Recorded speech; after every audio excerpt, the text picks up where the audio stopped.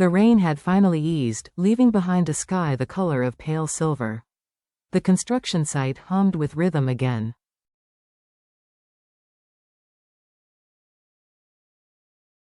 Workers moved in sync, each at their station, their motions precise and steady. James walked through the rows of machines, his eyes scanning carefully.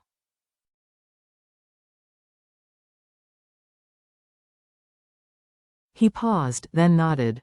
"Father, the workers have settled back into their rhythm. Everything is running smoothly now," he said, his voice calm but laced with the weight of months abroad.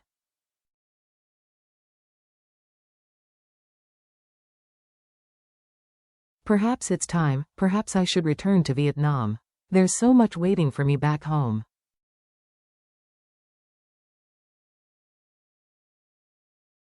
His father looked at him, the silence stretching like a test.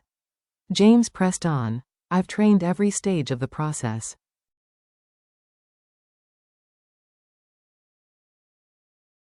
The machines are well handled. At this point, I could guide them remotely, through video calls, through instructions.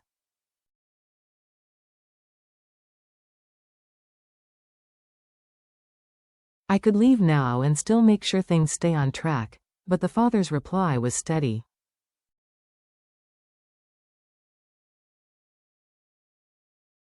"Traveling back and forth will exhaust you. Stay, finish what we began. Over there, you know Hong is managing things already."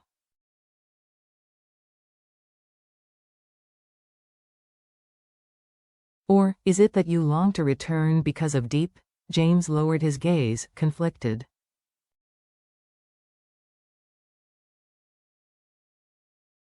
"Yes, but I will stay a few more days. When everything truly runs on its own, I'll go."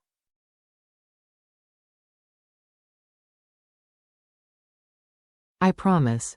The distance between duty and love. Later that night, under the dim glow of a lamp, James held his phone.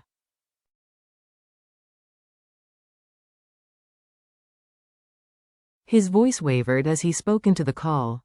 "I'm afraid that if I stay here too long, I will lose you."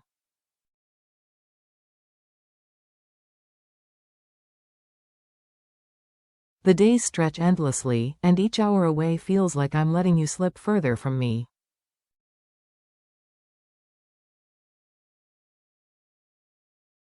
On the other end, Diep's voice was soft, steady, and unwavering. "Don't worry about that.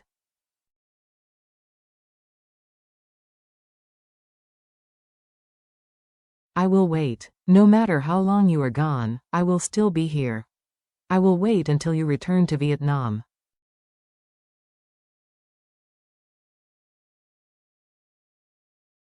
"Do your work. That is what you must focus on now. But promise me, James, remember these words. I will wait."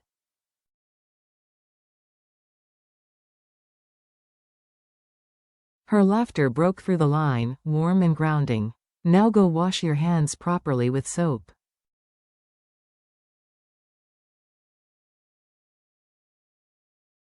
"You don't want to carry germs back with you." Even in absence, she found ways to care for him.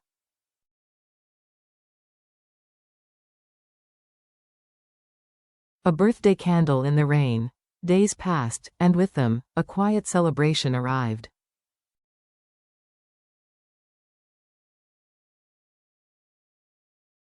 "Come, sit," Diep said gently. "Blow out the candles. Happy birthday." James watched through the video call as she leaned over the cake, her careful hands decorating the top with red glaze.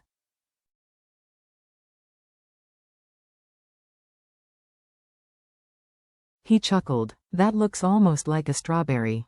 See the shape? Though, a bit messy around the edges."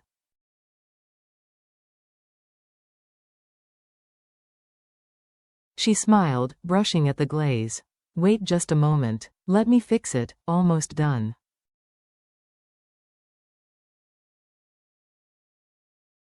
"Then you can judge again." He laughed softly, but behind his laughter lingered a question.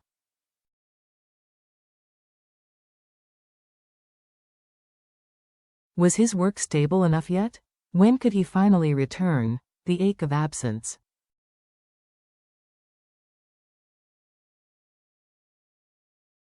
Back in Vietnam, silence grew heavier for Diep. She sat by the window, whispering into the empty room.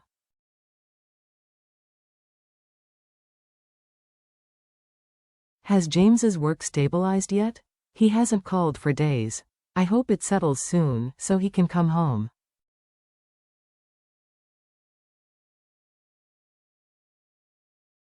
A child's voice interrupted her thoughts.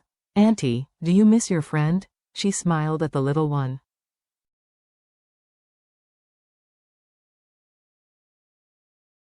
Yes, I miss him very much.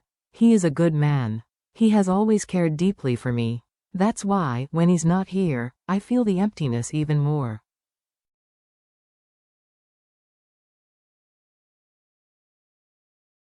The child nodded seriously. I miss my mother too. But she will come for me, right?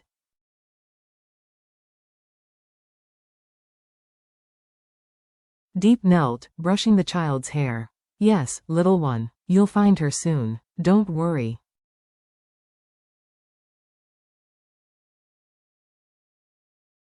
For now, let's eat, rest, and tomorrow we'll work together again. A child called Nhi.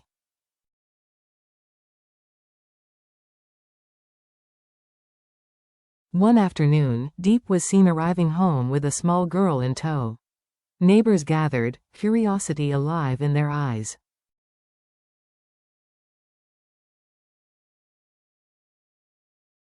Who is this child, Diep? An older woman asked. Diep set a gentle hand on the girl's shoulder.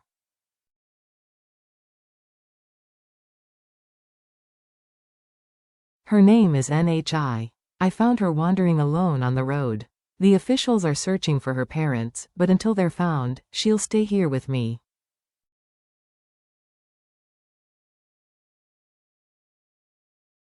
The girl whispered timidly, my home is very far away. My mother left me there so she could go to work, but she never came back.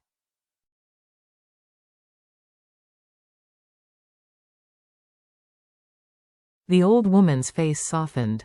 Poor thing. How old are you, dear? I'm 3 years old, Nhi answered shyly.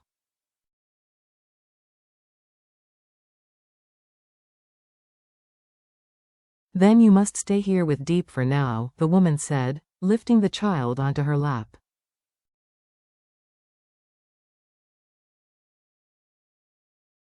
Eat some fruit, my dear. You are safe here. Small acts of care. The days turned into a tender routine.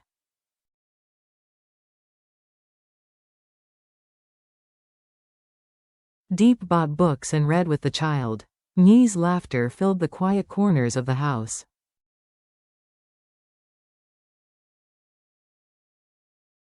When I have time, I will come to teach her too, the neighbor promised. James is away, so let me help.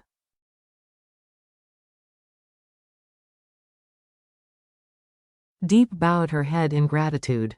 Thank you. I don't know how to say it properly, but your kindness means so much.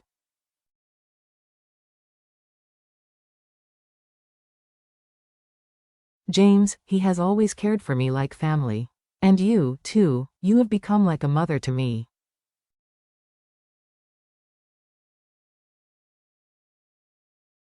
The woman touched her hand. Child, you don't need to thank me. James loves you deeply.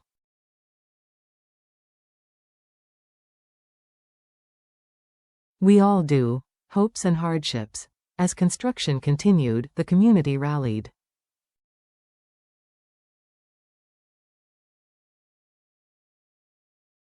Workers built the frames of a new home, promising that once James returned, everything would be ready.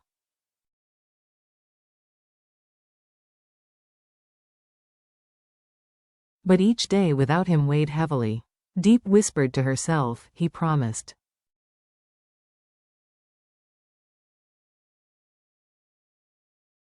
He promised to come back. I will hold on until he does. Neighbors reassured her. Work is demanding, but James will find his way home.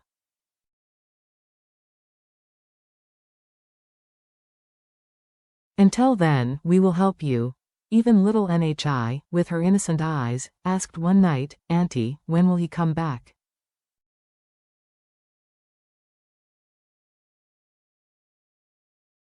Diep pulled her close. Soon, my dear, soon. A storm and a flower. One afternoon, as clouds gathered again, Diep and the child went to pick vegetables.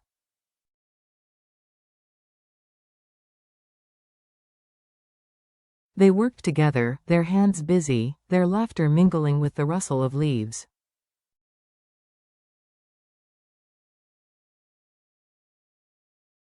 Look, Auntie, Nhi said proudly, handing her a flower she had plucked.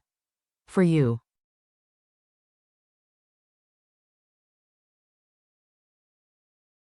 Diep's eyes softened as she accepted it. Beautiful, thank you. But the sky darkened, and rain began to fall.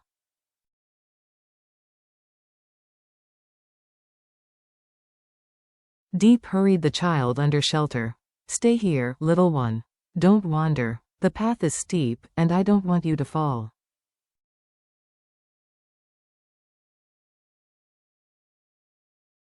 The storm roared, but Diep's voice remained gentle, protective. Like James, even in his absence, she was learning to hold others close.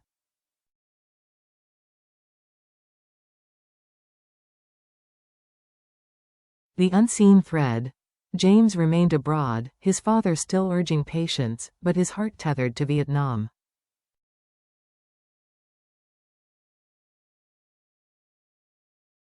From across the ocean, he felt every moment of waiting, every word of reassurance, every small act of love that kept Diep's world alive until his return.